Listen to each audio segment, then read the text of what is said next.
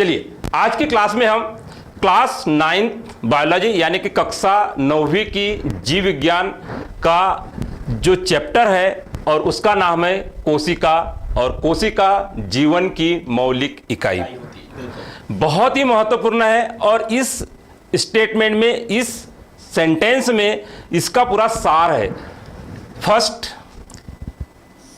कोशिका और सेकेंड मौलिक इकाई। तो यहाँ पर हम कोशिका क्या है ये तो समझेंगे ही, जैसा कि यहाँ पर लिखा हुआ है, लेकिन थोड़ा सा मौलिक इकाई के बारे में यदि आप बता पाए। बिल्कुल।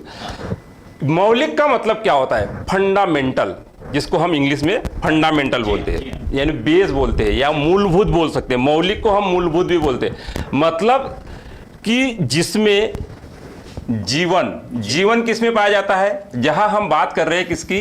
बायोलॉजी की।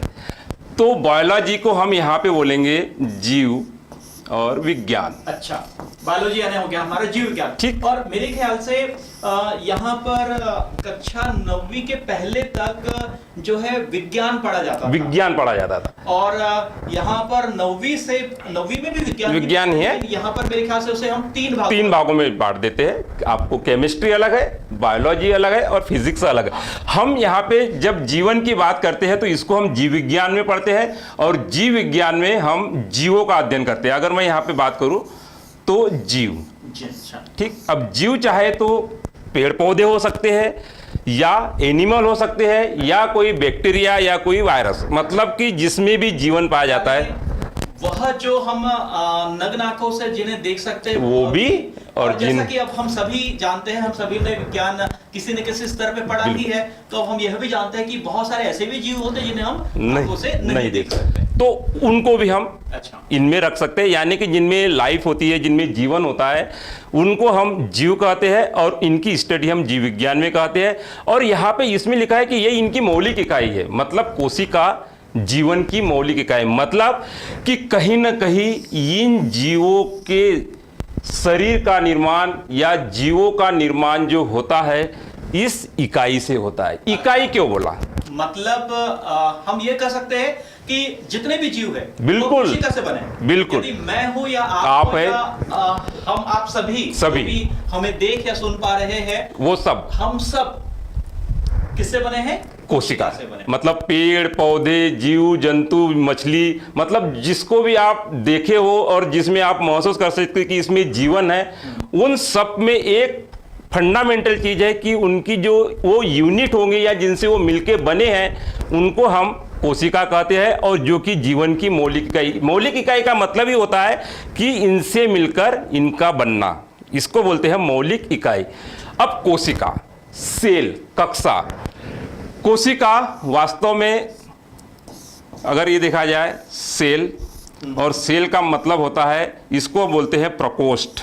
अच्छा, हाँ, बिल्कुल सही है ना, प्रकोष्ठ। और सेल अंग्रेजी में होता है, और मेरे ख्याल से यह किसी विदेशी भाषा, लैटिन भाषा का शब्द है, और हिंदी में इनको प्रकोष्ठ कहते हैं। और प्रकोष्ठ को इन्होंने सबसे पहले, इनके जो खोजकर्ता थे उनके ऊपर हम बात करेंगे, और इसको इन्होंने कहा, इनको ही कहा था कोशिका।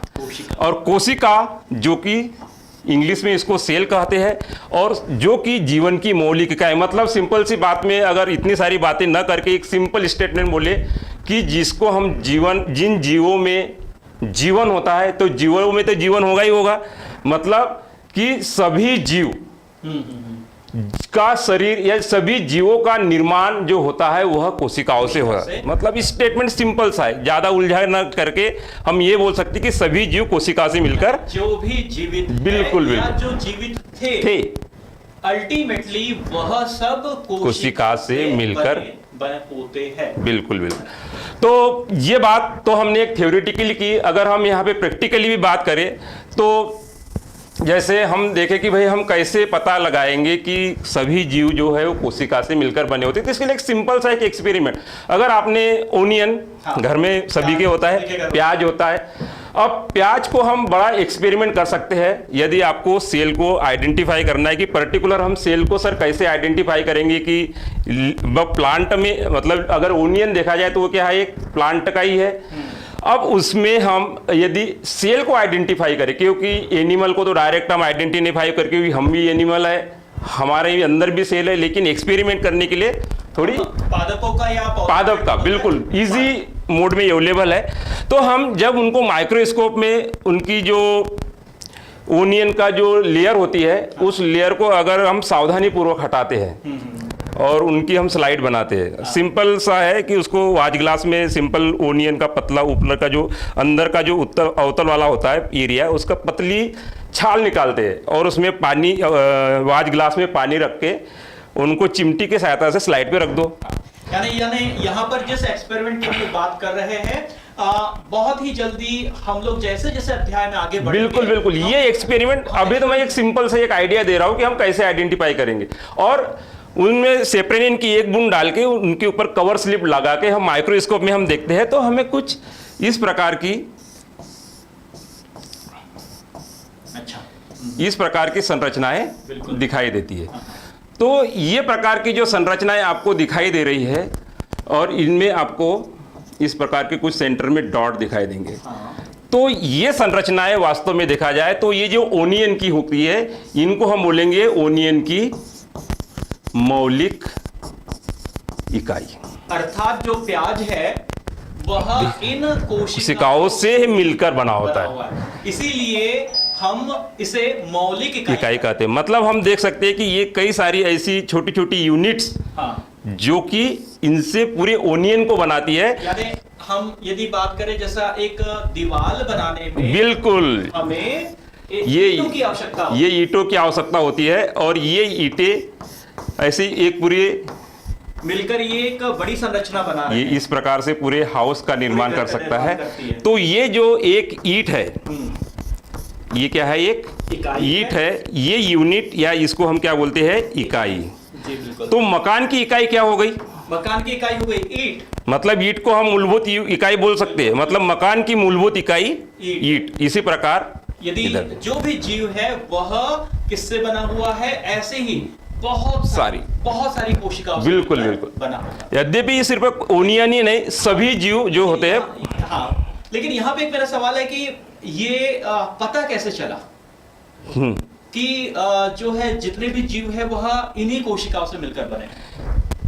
ये है, हमने यहाँ पे एक तो ओनियन की बात की, हमने माइक्रोस्कोप की बात की, और माइक्रोस्कोप में हमने देखा तो हमें यहाँ पे उस जैसी पूरी संरचना, जैसे कि हमने देखा कि ये एक संरचनाएं जो है इनसे मिलके पूरे ओनियन बनता है। तो ये एक यूनिट हुई, मतलब कि हम ये कह सकते हैं कि जिस प्रकार ये पूरी बिल्डिंग का निर्माण इस ईंट से होती है, और ये ईंट को हम इस बिल्डिंग की इकाई कहते हैं, इसी प्रकार सारे ही जीव, बल्कि हम ये कहीं प्याज ही नहीं बल्कि सारे ही लिविंग ऑर्गेनिज्म जो होते हैं वो सिर्फ और सिर्फ सेल से मिलकर बने होते हैं। यहाँ पे एक सिंपल सी बात लिखी है कि कोशिका क्या है। अगर इसको हमें डिफाइन करना है कि कोशिका क्या है, तो हम यहाँ पे एक स्टेटमेंट लिख सकते हैं कि कोशिका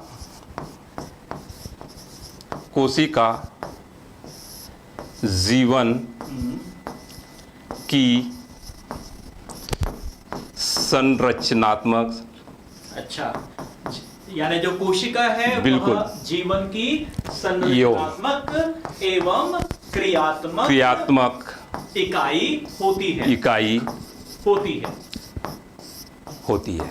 अर्थात जो भी जीवित है बिल्कुल उसकी शरीर की संरचना कोशिका से बनी हुई है। बिल्कुल।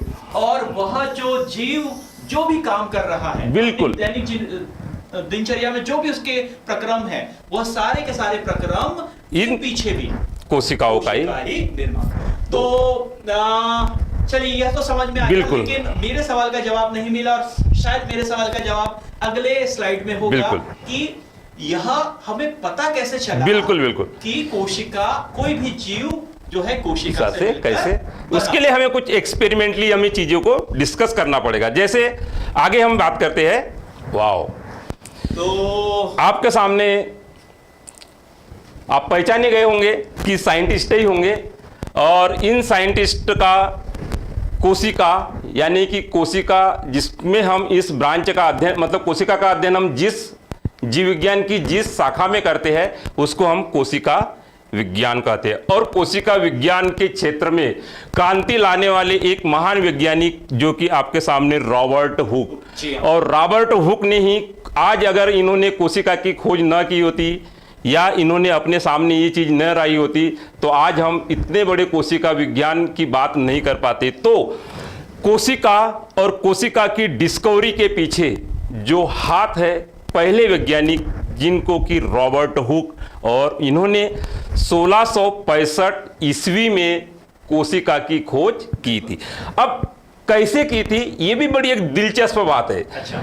इन्होंने अपने स्वयं के द्वारा निर्मित एक माइक्रोस्कोप, अब आप सोच सकते हो कि इस ड्यूरेशन में उन्होंने माइक्रोस्कोप कैसे बनाया होगा, लेकिन बनाया जैसे भी हो, इन्होंने माइक्रोस्कोप बनाया और अपने स्वयं निर्मित माइक्रोस्कोप में एक कार्क, अब आप जानते हो कि कार्क पहले के समय में ऐसी कोई बॉटल होती थी और इस बॉटल के ऊपर ऐसा कुछ लकड़ी की इसे वार्क, है ना, इसको हम कार्क बोलते थे। जैसे आजकल कांच के बोतलों को बंद करने के लिए प्लास्टिक के ढक्कन है, वैसे ही पहले के समय में कॉर्क होते थे। हाँ, कार्क होते थे, बहुत टाइट रहती थी। इससे भी ये इसमें जो मटेरियल रहता था वो बाहर नहीं आता था, तो ये कार्क। तो इन्होंने अपने द्वारा निर्मित माइक्रोस्कोप में इस कार्क का एक, ये कार्क है मान लीजिए, तो इस कार्क का एक थिन लेयर काटी, बहुत ही पतली एक स्लाइस, और इस स्लाइस को इन्होंने अपने माइक्रोस्कोप में रखा, जो कि इनका एक लेंस भी दिखाई दे रहा है, और वहां से इन्होंने ऑब्जर्व किया। और ऑब्जर्व किया तो इन्होंने क्या पाया कि बिल्कुल मधुमक्खे के छाते के आकार, यहाँ पे ये मधुमक्खी का छाता दिखा रहा है, और मधुमक्खी आपने सभी ने उनका छाता देखा होगा। तो इस प्रकार से उन्होंने कुछ छोटे छोटे कमरों के नुमा या इस प्रकोष्ठ इन्होंने इस प्रकार से देखे मधुमक्खी। तो ये मधुमक्खी के छाते के समान इन्होंने छोटे छोटे प्रकोष्ठ देखे, और इन प्रकोष्ठों को इन्होंने कोशिका कहा, जिनको कि हिंदी में बोलते हैं सेल, जो कि लैटिन भाषा का एक शब्द होता है। तो बस यही से इस साइटोलॉजी यानी कि कोशिका विज्ञान में एक क्रांति आई। इन्होंने अपने स्वयं निर्मित द्वारा, लेकिन इनका एक ड्रॉबैक ये रहा कि इन्होंने जो कोशिका देखी थी वो कैसी थी, लकड़ी मृत, यानी लकड़ी बिल्कुल। और लकड़ी हम जानते हैं जो सूखी लकड़ी होती है अजीवित होती है, मतलब उनका प्रोटोप्लाज्म जो है या जीव द्रव्य जो है वो सूख चुका था। सिर्फ इनको इन कमरे या कंपार्टमेंट, छोटे छोटे कंपार्टमेंट दिखे, या हम ये कह सकते हैं कि छोटे छोटे कमरे नुमा संरचना दिखी, और उन कमरे नुमा संरचना को इन्होंने कोशिका या उन प्रकोष्ठों को इन्होंने कोशिका नाम दिया, जो कि कैसी थी, मृत कोशिका थी। तो लेकिन यहां से एक शुरुआत हुई और सबके माइंड में एक बात आई कि हाँ, जीवों में जो है इस प्रकार की जो संरचनाएं हैं वह पाई जाती है, और इन संरचनाओं को खोजने के लिए फिर आगे जो है वह एक गति आई, यानी कि हम बोल सकते कि एक क्रांति आई। इनके बाद जो अगले वैज्ञानिक रहा नहीं गया, क्योंकि यहाँ पे ये तो बात हो गई कि प्लांट भी एक एनिमल है जी, और प्लांट में भले ही उन्होंने डेड सेल या मृत कोशिका देखी, जीवित है, भले बार्क उनके प्रोटोप्लाज्म या जीवद्रव्य सूख गया था, लेकिन कहीं ना कहीं वह एक लिविंग वो पार्ट था। और उनके बाद ये आगे इनके कार्य को बढ़ाने के लिए जो वैज्ञानिक आए, और उन वैज्ञानिक का नाम था एंटन वॉन ल्यूवेनहॉक। रॉबर्ट ब्राउन वास्तव में देखा जाए तो बॉटनिस्ट थे, मतलब कि वो वनस्पति शास्त्री थे, इसलिए वो उन पे बात कर रहे थे, उनके ऊपर बात, लेकिन ये एक जीव वैज्ञानिक शास्त्री या बायोलॉजिस्ट थे, और इन्होंने उन्नत टाइप की माइक्रोस्कोप, मतलब उनके माइक्रोस्कोप से थोड़ी सी एडवांस माइक्रोस्कोप था इनका। ये हमें देखने के लिए मिलता ही है, बिल्कुल, कि जैसे ही एक शुरुआत होती है, बिल्कुल, उस शुरुआती चीजों से लेकर लोग उसमें धीरे धीरे डेवलपमेंट करते हैं, बिल्कुल, और ज्यादा बिल्कुल करते हैं। तो शायद इनका जो माइक्रोस्कोप था, यानी जो रॉबर्ट हुक का जो माइक्रोस्कोप था वह सिंपल माइक्रोस्कोप था, और यह एडवांस था। इसमें शायद एक से ज्यादा लेंसेस थे, और इसीलिए इसको शायद हम लोग कंपाउंड माइक्रोस्कोप बोलते हैं। और ये काफी, मतलब इनकी आवर्धन क्षमता थी वो काफी ज्यादा थी। तो इन्होंने ऐसे माइक्रोस्कोपिक ऑर्गेनिज्म को इन्होंने देखा, जैसे जीवाणु। इन्होंने जो गटर का पानी, जिसको हम बोल सकते हैं या गंदा पानी, उनको एक लाया बॉटल में और अपने प्रयोगशाला में उनकी एक बूंद स्लाइड पे रखी और उनको इस उन्नत माइक्रोस्कोप में देखा तो उनको कुछ छोटे छोटे ऑर्गेनिज्म दिखाई दिए, जो क्या, जीवाणु। मतलब कि अब हम बात करते हैं कि जो जीवाणु हैं इनकी जो सेल है वो कैसी थी, जीवित और बहुत ही माइक्रोस्कोप में, मतलब हम अपने आंखों से तो नहीं देख सकते इतनी माइक्रो, इसलिए हम इसको सूक्ष्म जीवी कह सकते हैं। और ये इनका श्रेय और इनको वो श्रेय जाता है कि इन्होंने सबसे पहले जीवित कोशिका की खोज की थी। तो ये दो क्वेश्चन बड़े कंफ्यूजन होता है कि कोशिका की खोज किसने की। तो जब कोशिका की खोज आए तो बिल्कुल रॉबर्ट हुक, क्योंकि स्टार्टअप वहीं से हुआ। और जब जीवित कोशिका की बात आए तब लीवेनहॉक। ये बड़ा ही महत्वपूर्ण है, क्योंकि बात यहाँ पे होती है कि जीवित कोशिका, इनके बाद इन्होंने यहाँ तक बात नहीं रुकी, इनके बाद इन्होंने आरबीसी, डब्ल्यूबीसी, इन कोशिकाओं के ऊपर भी इन्होंने अध्ययन किया। लेकिन हम बात करते हैं कि जीवित कोशिका की बात आती है तो वो सिर्फ और सिर्फ एंटन वान लीवेनहॉक। इनके बाद अगले जो वैज्ञानिक थे, इन्होंने जब कोशिका अब हमें मिली गई, चूंकि जीवाणु कोशिका, उसके बाद में आगे कार्य को बढ़ाया और कोशिका के ऊपर अब तो ये मान के चलो कि पूरा साइंस या पूरी वैज्ञानिक जो है वो पूरा अपना फोकस कर बैठे। फिर कोशिका के अंदर भी क्या पाया जाता है, भाई ये तो कोशिका हो गई, कोशिका के अंदर एक सेंटर में एक गोलाकार सूक्ष्म संरचना पाई जाती है और वो सूक्ष्म संरचना को हम बोलते हैं केंद्रक या न्यूक्लियस। बिल्कुल बिल्कुल, न्यूक्लियस। तो उन न्यूक्लियस का खोज या उस न्यूक्लियस के खोज करने का जो श्रेय जाता है वो जाता है रॉबर्ट ब्राउन सन 1831 ईस्वी में। तो ये बहुत ही महत्वपूर्ण चीजें होती है। अब आपने ये बातें, हमने जो बातें की कि हमने डिस्कवरी के ऊपर की शुरुआत कैसे हुई, जीवित कोशिका, कोशिका के अंदर न्यूक्लियस जो कि हमारा कोशिका के अंदर सबसे महत्वपूर्ण, जो कि कोशिका के सारे कार्यों को कंट्रोल एंड रेगुलेट करने वाला या नियंत्रण करने वाला जो ऑर्गन होता है वो क्या होता है, न्यूक्लियस होता है। तो ये बातें बहुत ही महत्वपूर्ण है। ये तीनों भी साइंटिस्ट जो है वह साइटोलॉजी के लिए हमेशा और हमेशा जाने जाते हैं। अब हम बात करते हैं ये कोशिकाओं की संरचना। वैसे कोशिकाओं के आकार अलग अलग होते हैं, उनके आकार जो होते हैं उनके कार्यों के अनुसार भी बदलते हैं, कोई लंबे होते हैं, कोई छोटे होते हैं। हम बात करें कि ठीक है, हम जो है मानव है, बिल्कुल बिल्कुल, तो हमारे मानव की कोशिकाएं निश्चित तौर पर जो कि दूसरे पशु है, जैसे हम यदि गाय की बात करें, बिल्कुल, तो गाय की कोशिकाओं से शायद संरचना में भी अलग होगी। बिल्कुल बिल्कुल। और ऐसी जो जीवाणु जिनकी खोज जो है लीवेनहॉक ने की थी, बिल्कुल, या जिनको हम लोग बैक्टीरिया कहते हैं, उनकी कोशिका और हमारी कोशिकाओं में भी फर्क होगा। बिल्कुल बिल्कुल। ये बात जो सर ने कही कि भाई सब, हमने एक बात बोली थी कि सभी जीव कोशिका से मिलके बने होते हैं। क्वेश्चन यहाँ पे ये है कि फिर सभी जीव एक जैसे क्यों नहीं दिखाई देते।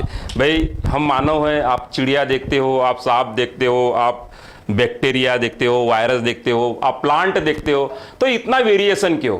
क्योंकि हमने क्या बताया कि वो कोशिका जो हम हमारे जैसे दिख रहे हैं क्योंकि हम ह्यूमन सेल से बने हैं। चिड़िया के जैसे है क्योंकि वो उनकी कोशिकाओं से, मतलब कि कोशिकाएं जो होती है विभिन्न प्रकार की, आपको इसमें कई वेराइटीज मिलेगी। लेकिन हाँ, इतनी वेराइटी रहने के बाद भी उनके जो मूलभूत कार्य है वो सभी कोशिकाओं में एक जैसे, यानी वह जो मूलभूत कार्य है वह है कि वह किसी भी जीव की संरचनात्मक और क्रियात्मक इकाई होती है और वो सारे अपने कार्यों को परफॉर्म करती है। उनमें सेल ऑर्गेनेल्स जो होते हैं वो पाए जाएंगे।